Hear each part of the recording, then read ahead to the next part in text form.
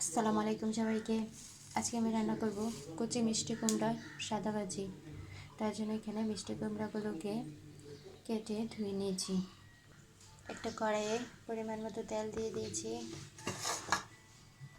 তেলটা গরম হয়ে গেছে, এখন দিয়ে দেব শুকনো মরিচ, পেঁয়াজ কুচি, রসুন কুচি।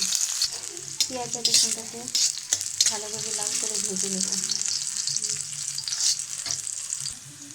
পেঁয়াজগুলো ভাজা হয়ে গেছে, এখন দিয়ে দেবো আগে থেকে কেটে ধুয়ে রাখা মিষ্টি কুমড়া দেবো।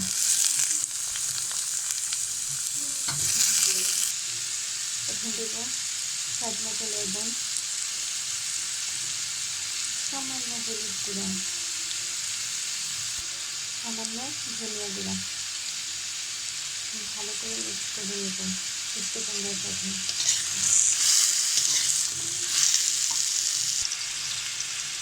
দিয়ে দেবো সামান্য জিরা গুঁড়া। মশলাটা মিষ্টি কুমড়ার সাথে ভালোভাবে মিশিয়ে ঢেকে দেবো সিদ্ধ হওয়ার জন্য।